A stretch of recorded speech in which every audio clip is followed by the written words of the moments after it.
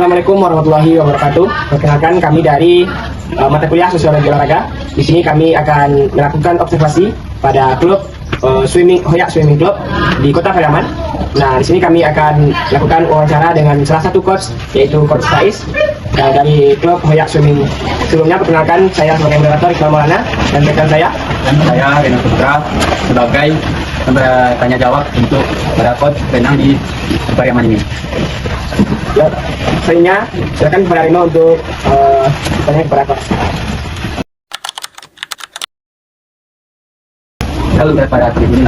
Kalau untuk renang, mungkin kami dari pelatih pertama menerapkan yang namanya disiplin. Karena kedisiplinan awal kunci kesuksesan. Jadi kami tekankan pada atlet kami semuanya, yang utama untuk sukses itu berenang itu dengan penuh dengan kedisiplinan. Kalau untuk perubahan sikap mungkin cukup banyak, terutama dari etikanya, karena kami selalu menerapkan yang namanya sopan santun dalam melatih, baik sama teman, sama adik, kakak maupun pelatih. Jadi yang biasanya anak-anaknya mulutnya tak bisa dijaga, berbicara, mungkin saat latihan mungkin sudah bisa dia kontrol semuanya. Dan biasanya malas-malasan, bangun malas, mungkin sekarang sudah bisa bangun tepat waktu. Jadi yang paling utama itu sopan santun. Kalau untuk maupun bisa, karena dalam renang, dalam akuatik tidak ada batasan mau orang kaya, mau orang miskin, maupun anak kecil, orang dewasa. Karena rata berenang itu saling berbagi, baik berbagi ilmu, berbagi pengalaman, cerita. Karena saya selaku coach, saya juga pernah bercerita sama adik senior, orang-orang tua, baik waktu masih jadi atlet maupun sudah jadi coach. Baik, Assalamualaikum warahmatullahi wabarakatuh. Baik, kami dari mata kuliah Sosiologi Olahraga. Kami di sini ingin mewawancarai salah satu atlet yang ada di swimming club yang ada di Kota Pariaman. Salah satu atlet yang bernama siapa? Baik, terus lihat. Nah, timnya, nama panggilannya siapa? Misa. Nah, Misa kan umurnya 17. Mesya ini dalam minggu itu berapa kali latihan? Oh, setiap hari. Berarti bagaimana tuh caranya ngatur waktu sekolah, latihan, Tugas yang ada di sekolah, gimana cara mengatur yang mereka ini? ya. Untuk tugas biasanya kerjain pulang latihan. Oh, ya.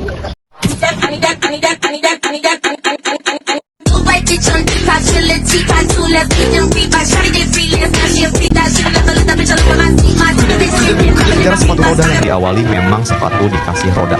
Ya iyalah.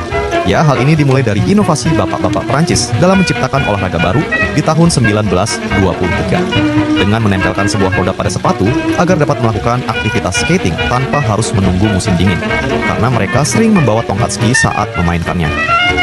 Desain ini masih sangat sederhana hingga inovasi sepatu roda berlanjut dengan tipe inline untuk roda yang berderet dan quad untuk 4 roda dengan bahan dan kualitas yang lebih baik tentunya untuk hiburan dan olahraga. Baik, terima kasih kepada Farhan sebagai moderator. Baik Pak D, mungkin saya akan memberikan sedikit beberapa pertanyaan Pak. Pertanyaan pertama mungkin kalau boleh tahu bagaimana awal Bapak menjadi pelatih sepatu roda ini Pak? Pertama menjadi pelatih sepatu roda itu berawal dari tahun 2015 yang mana saya salah satu pendiri sepatu roda di Kota Pariaman, dan setelah itu menjadi pengurus Persorosi Kota Pariaman dari 2015 sampai 19.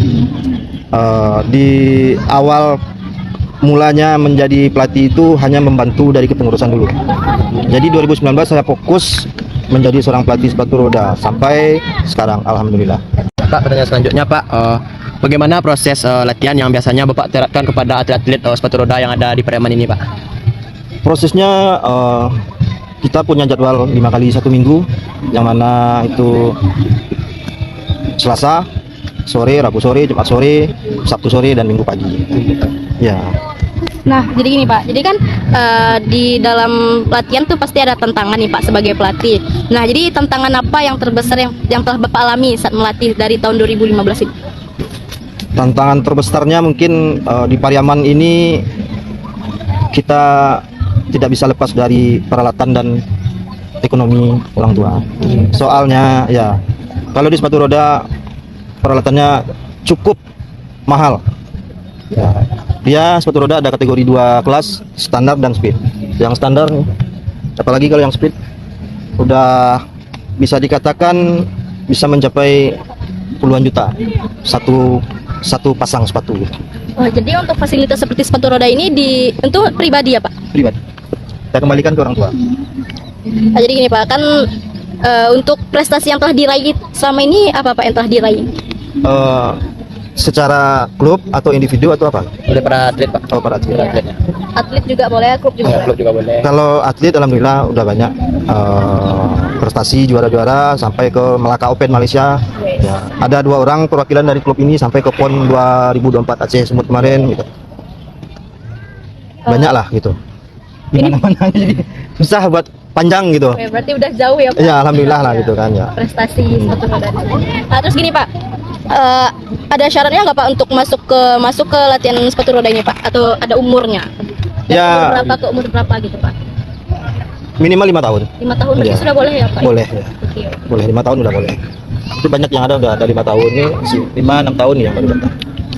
Baik Pak, terakhir Pak saya ingin bertanya mengenai cabang olahraga sepatu roda yang ada di Kota Pariaman ini Pak. Terkait cabang olahraga ini, apakah daya minat warga atau masyarakat di sini tinggi untuk bergabung di cabang olahraga ini Pak? Sejauh ini alhamdulillah berminat dan dari berbagai daerah juga yang pergi latihan ke sini. Mungkin kalau yang di klub saya ada yang dari Cincin, ada yang dari Padang, ada yang dari Sungai Limau gitu kan. Kebanyakan dari Pariaman Tengah juga. Mungkin langsung aja ya ke ingin mewawancarai Sabil. Bisa langsung? Baik, jadi pertanyaan itu dengan Sabil kan, dari umur berapa Sabil mengikuti sepatu roda ini? Abil ikut dari umur 8 tahun di kelas 4 SD. Sampai sekarang, berarti Iya. sudah lama ya? Iya, sudah lama. Itu bagaimana awal mulanya Sabil bisa berminat mengikuti sepatu roda ini? Awal mula berminat itu karena ada suatu klub yang datang promosi ke sekolah untuk yang menawarkan sepatu roda ini. Abil tertarik untuk mengikuti. Berarti karena ada pengaruh dari klub itu Iya. makanya Sabil jadi tertarik itu. Oke. Nah mungkin pertanyaan dari abang juga, apa sih pengaruh, ada nggak pengaruh dari luar yang mungkin Sabil rasakan, pengaruh atau mungkin respon tidak enak dari warga luar tentang olahraga sepatu roda yang ada di Pariaman ini? Biasanya sih Bang, karena pakaian kami ya, style-style kami itu nampak sama masyarakat itu agak ketat ya. Jadi kan Abil sudah dari umur 8 tahun nih sampai sekarang nih. Jadi prestasi apa yang telah Abil raih nih selama dari umur 8 tahun itu? Alhamdulillah sih Kak, Abil kemarin ikut PON Aceh Sumut 2024. Alhamdulillah banget Abil ikut sana. Terus Abil juga pernah ikut juga di Malaysia. Wih, keren-keren, mantap. Ya, kalau boleh tahu itu yang di Malaysia event apa Sabil? Itu sama kayak event klub aja Bang, kayak ikut-ikut klub, tapi ada dari Singapura, dari Vietnam, dari Malaysia gitu. Tapi kan itu udah mencakup internasional kan? Iya Bang. Terus selama Abil melakukan latihan nih, apa tantangan yang telah Abil rasakan dari selama ini? Tantangannya kayak misalnya fasilitas atau seperti apa gitu, atau karena Kayak sarana prasarana Iya. juga. Tantangannya ya sih Kak, dari fasilitas itu kayak terlalu mahal untuk orang yang kalau misalnya dari ekonomi yang Iya. nggak terlalu atas gitu kan.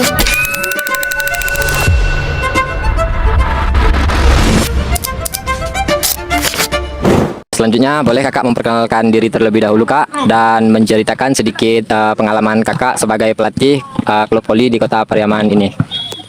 Oke, baik. Terima kasih ya, Dek. Assalamualaikum warahmatullahi wabarakatuh.